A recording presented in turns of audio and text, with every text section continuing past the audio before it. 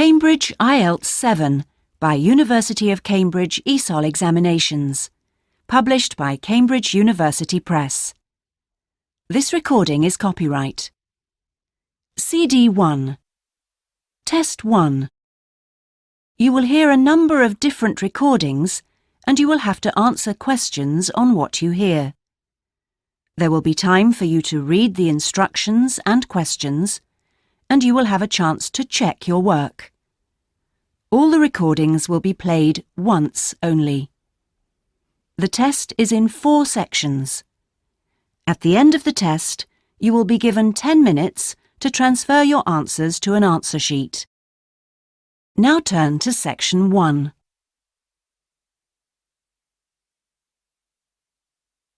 Section 1. You will hear a telephone conversation between a passenger and an official at the Land Transport Information Service at Toronto Airport. First, you have some time to look at questions 1 to 5.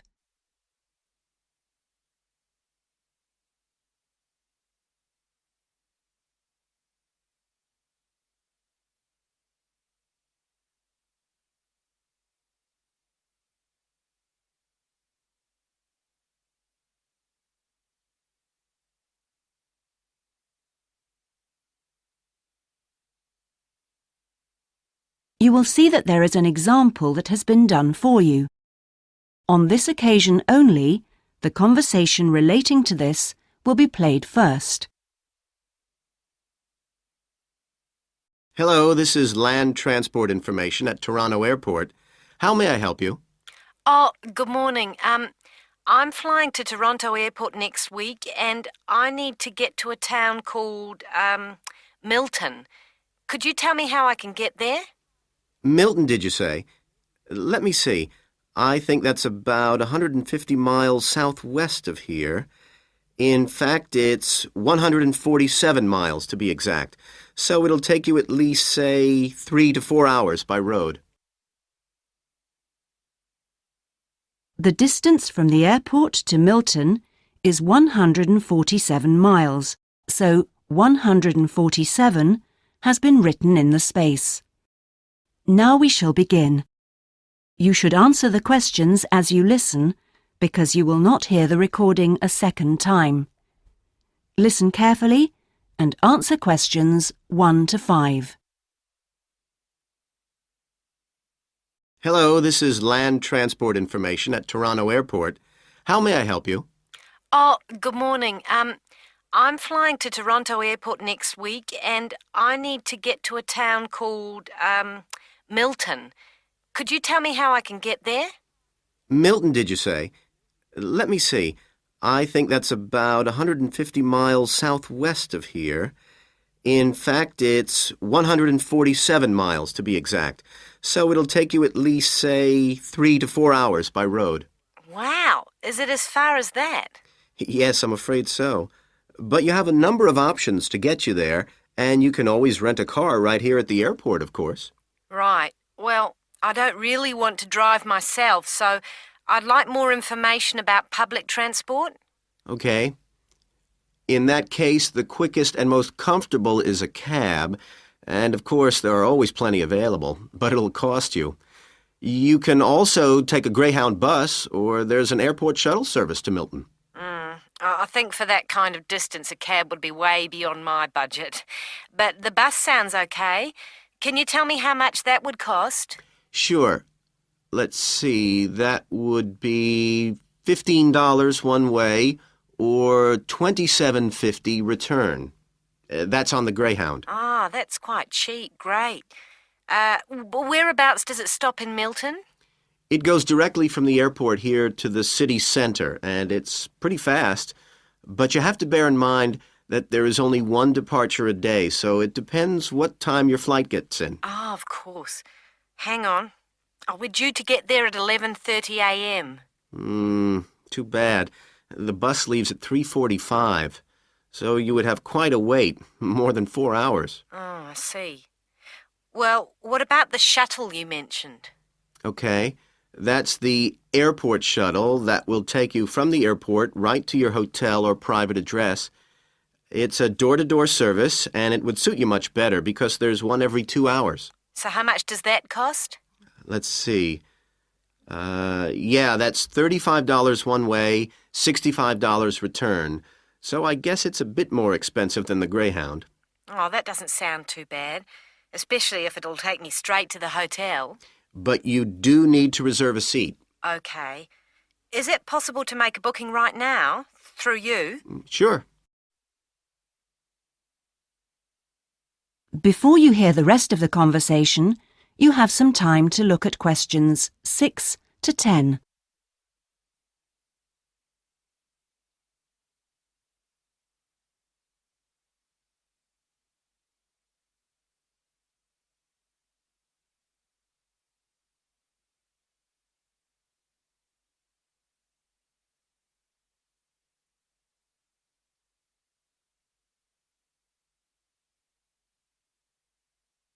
Now listen and answer questions 6 to 10. Okay, I just have to fill this form out for you. So, what date do you want to book this for? The 16th of October. Oh, no. Sorry, that's my departure date. I arrive on the 17th, so book it for then, please. So that's the Toronto Airport shuttle to Milton. And this is for just one person, or? Yeah, just me, please. Right. And you said your expected time of arrival was 11:30? So if I book your shuttle for after 12, let's say 12:30, that should give you plenty of time to, collect your baggage, maybe grab a coffee. Yeah, that sounds fine. As long as we land on time. Well, we'll take your flight details, so you don't need to worry too much about that. Now, what about the fare? What sort of ticket do you want? One way or? Yeah, that'll be fine, provided I can book the return trip once I'm there. No problem. Just allow a couple of days in advance to make sure you get a seat. And what is your name, please? Janet Thompson. Is that Thompson spelled with a P? No, it's Thomson. Okay. And you'll be coming from the UK? What flight will you be traveling on? Oh, it's Air Canada flight number AC936 from London Heathrow. Right. Now, do you know where you'll be staying? We need to give the driver an address. Yes, it's called the Vacation Motel, and I think it's near the town centre. Anyway, the address is 24 Kitchener Street. That's Kitchener Street. That's fine. Right, so that's $35 to pay, please. Have you got your credit card number there? Yes, it's a Visa card, and the number is 3303 8450 2045 6837. Okay. Well, that seems to be everything. Have a good trip, and we'll see you in Toronto next week. Yes, bye. Oh, thanks for your help. That is the end of section 1. You now have half a minute to check your answers.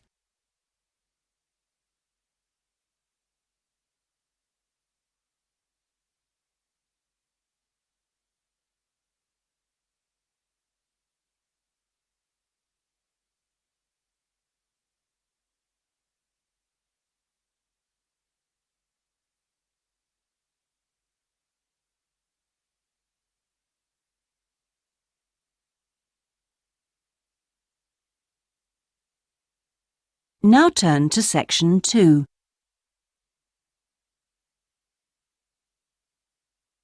Section 2. You will hear a representative from a holiday company called PS Camping giving a talk about the holidays the company organises.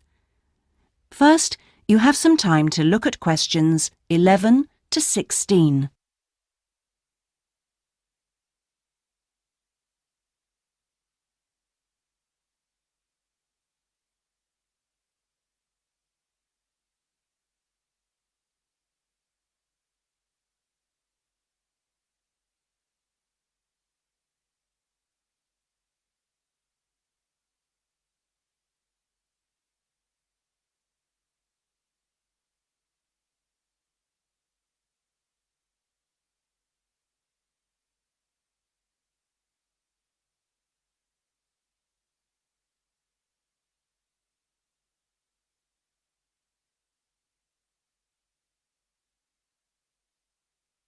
Now listen and answer questions 11 to 16. Thank you all for coming to my talk this evening. It's nice to see so many people in the audience. For those of you who don't know very much about PS Camping, let me start by giving you some background information about the company. The company started 25 years ago. It actually opened as a retail chain selling camping equipment, and then, 20 years ago, it bought a small number of campsites in the UK and began offering camping holidays. The company grew rapidly and has been providing holidays in continental Europe for the last 15 years. If you book a camping holiday with us, you'll have a choice of over 300 sites. In Italy, we now have some 64 sites that we either own or have exclusive use of. France is where we have the majority of sites, and we currently have a project to expand into Switzerland. We also have a number of sites in northern Spain, particularly in the mountainous region of Picos de Europa. We've upgraded all these Spanish sites and improved them considerably from their original 3-star rating. We believe our holidays offer superb facilities for the whole family. Parents who want their children to be fully occupied for all or part of the day can take advantage of our children's activities. These are organised by our well-qualified and enthusiastic staff. Each day kicks off with a sports match, perhaps football or volleyball, followed by an hour of drama for everyone. This may include singing or dancing, mime or other activities. In the afternoon, there's a different art activity for each day of the week, including a poster competition or model making. What's more, our sites are truly child-friendly, and with this in mind, we operate a no-noise rule in the evenings. Children's evening activities usually finish at 9:30 or occasionally 10, and from 10:30, holidaymakers are expected to be quiet in the areas where there are tents. We want nothing to go wrong on a PS camping holiday, but if it does, we also want all our customers to be insured. If you haven't organised an annual insurance policy of your own, you'll need to take out the low-cost cover we offer, and we require that you arrange this when you make your holiday reservation. There are many advantages to choosing PS Camping and to recommending it to others. As a regular customer, you'll be kept informed of special offers, and your friends can benefit from 10% off their holiday, or book a luxury tent for the price of a standard one. In return, we'll send you a thank you present, which you can choose from a list of high-quality items. Before you hear the rest of the talk, you have some time to look at questions 17 to 20.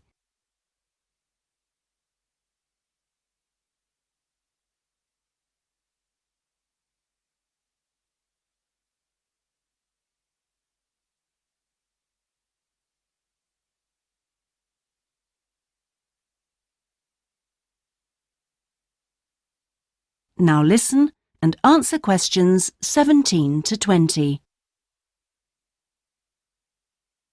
When it comes to our tents, these are equipped to the highest standard. We really do think of every essential detail, from an oven and cooking rings fuelled by bottled gas to mirrors in the bedroom areas. If you don't want to cook indoors, you can borrow a barbecue if you ask in advance for one to be made available. And there's even a picnic blanket to sit on outside your tent. Inside, a box of games and toys can be found, and children's tents can be hired if required. All tents have a fridge, and if you want to spend the day on the beach, for example, ask for a specially designed PS Camping cool box, which will keep your food and drinks chilled. There are excellent washing facilities at all our sites, with washing machines and clothes lines in the central areas, along with mops and buckets in case your tent needs cleaning during your stay. All sites have a cafe and/or a shop for those who'd rather eat in than dine at a local restaurant. That is the end of section 2. You now have half a minute to check your answers.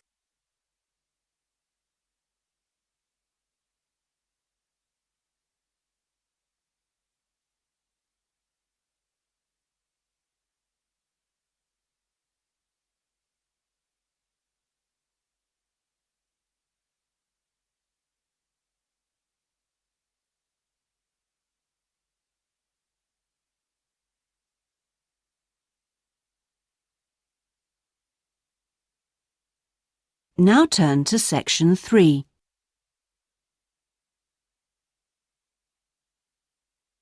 Section 3. You will hear a tutor talking to two business students called Philip and Janice about their research on managing individuals. First, you have some time to look at questions 21 to 23.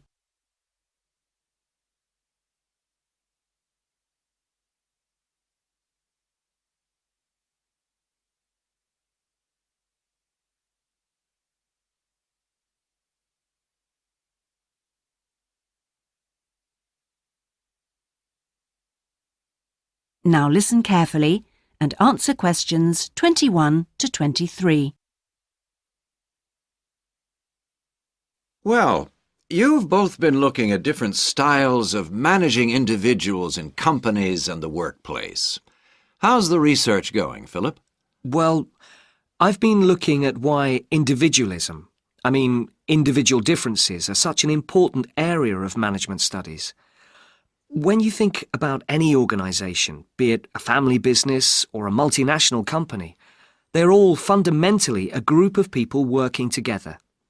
But it's what these individuals contribute to their places of work that makes you realise how important they are.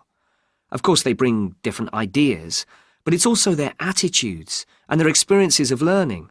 Diversity is important in these areas too. So why do people behave so differently from one another at work? There are lots of reasons, but research has shown that a lot of it comes down to personality. And the other factor is gender. It's a well-known fact that men and women do lots of things in different ways, and the workplace is no different. Did you look at the effects of this variation on companies? Yes, I did. On the positive side, exposure to such diversity helps encourage creativity, which is generally an asset to a company. But unfortunately, individual differences are also the root of conflict between staff, and they can lead to difficulties for management, which can sometimes be serious. Before you hear the rest of the conversation, you have some time to look at questions 24 to 30.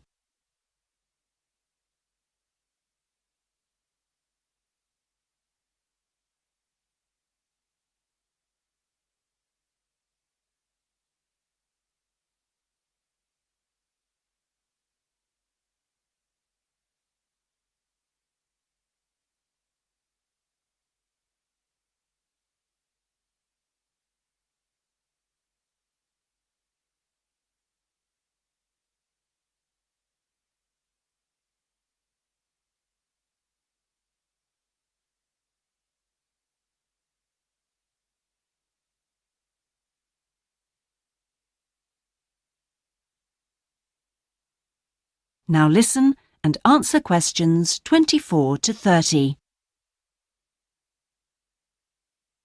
Thanks, Philip. So now I guess the two main things to remember here are to identify individual talent and then to utilize it. So, Janice, you were looking at identifying different talents in workers. Do you think this is easy for managers to do?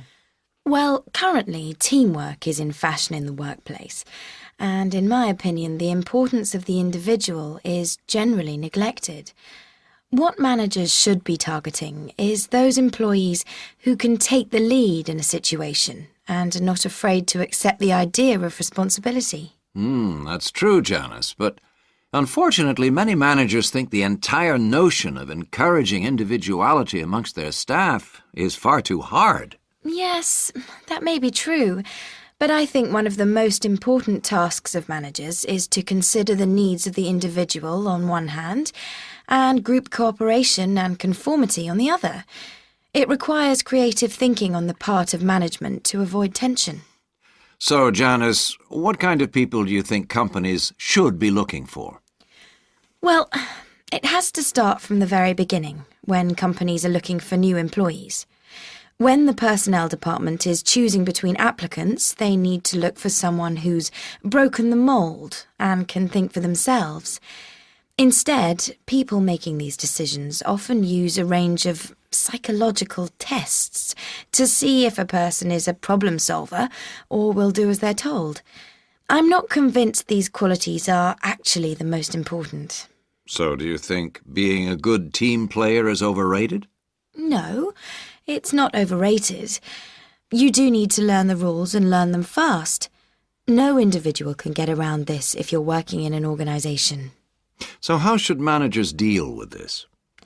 Rewards. When an individual demonstrates the behaviour the organisation expects, some kind of incentive can be given. What's important here is that this happens right at the beginning, so new recruits learn the rules of the system immediately. Also, the incentive should be something the individual actually wants, and this isn't always just money. To come back to you, Philip, you were saying that recognition of good performers is essential. Now, what else should managers be looking for? Well, managing people means you not only have an understanding of your employees, but you also recognise the culture of the organisation. In fact, for some organisations, creativity and individuality may be the last thing they want to see during working hours. Very true. Yes, but managing people isn't as easy as it looks. For example, change in the workplace can be quite tricky, especially if there's a need to increase profit.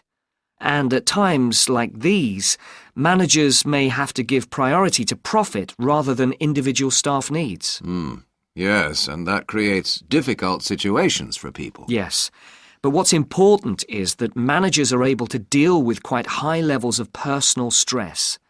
During times of change, they should be thinking not only about the strain on their staff, but take time out to think of themselves. Absolutely. So, what are the implications of that? That is the end of section 3. You now have half a minute to check your answers.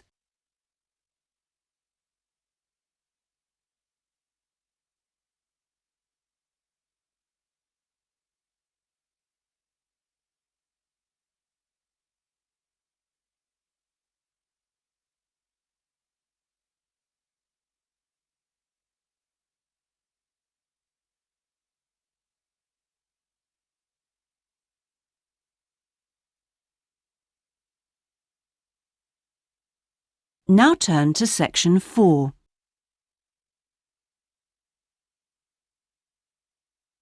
Section 4. You will hear part of a lecture about cave paintings and other types of rock art. First, you have some time to look at questions 31 to 40.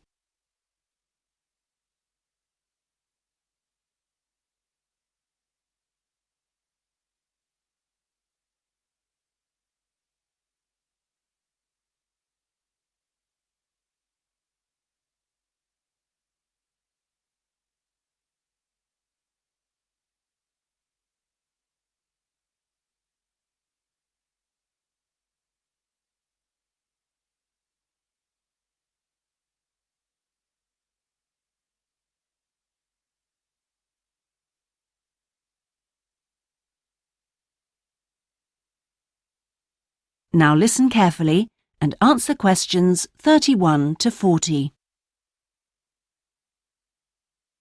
Good afternoon, everyone. This is the first seminar in preparation for our archaeological fieldwork in Namibia.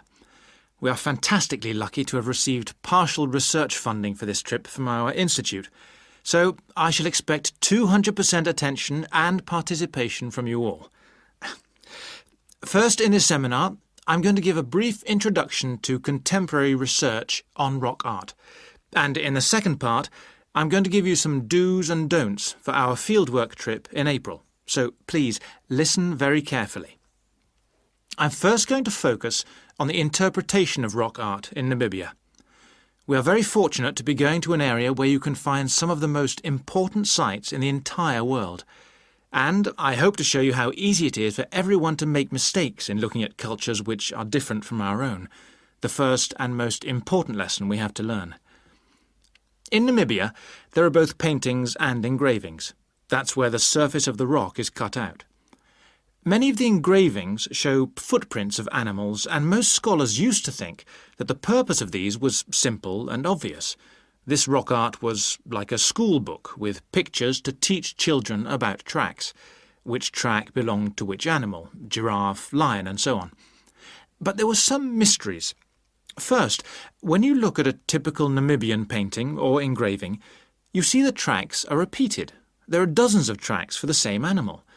Well, you'd expect just one clear illustration if the reason, the aim was to teach tracking. Now, there were two more problems. Why are some of the engravings of animals very accurate, as you'd expect, all clearly identifiable, and others quite unrealistic? And another mystery. Some of these unrealistic animals, that's in the engravings, seem to be half human. Some, for example, have got human faces. Many researchers now think that these were pictures the wise men engraved of themselves. They believed they could use magic to control the animals they had drawn, so the hunters could then catch them for food. This shows you some of the dangers of coming from one culture to another, as we'll be doing, without understanding it fully. Scholars imagined that children looked at rock art pictures to learn to track, just because they themselves had learnt skills from pictures. Many researchers now believe that rock art had a much more complex purpose, and we'll talk more about it next week.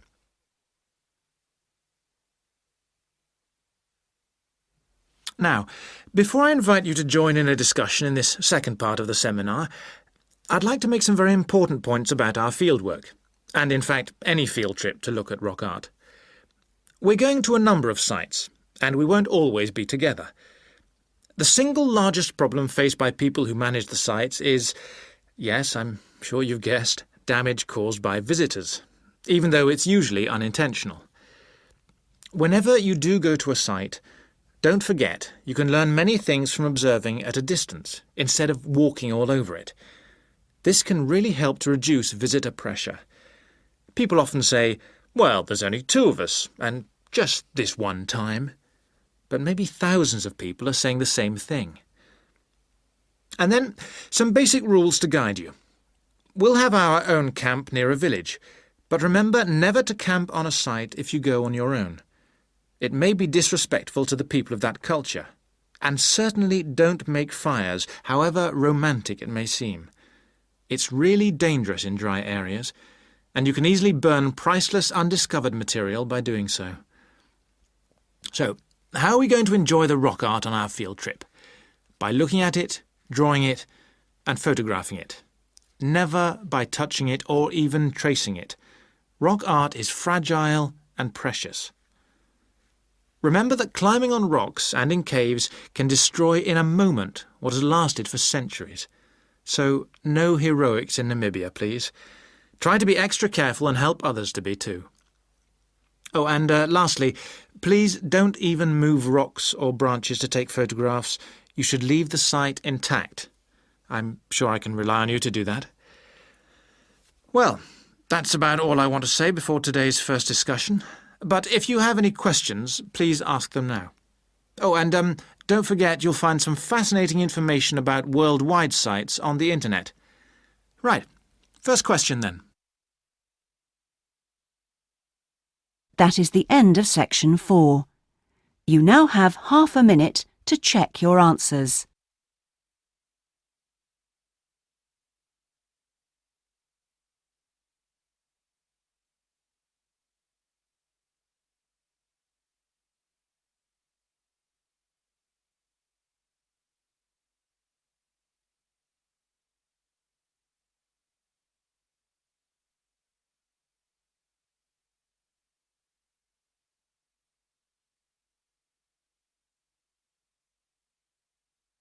That is the end of the listening test. In the IELTS test, you would now have 10 minutes to transfer your answers to the listening answer sheet.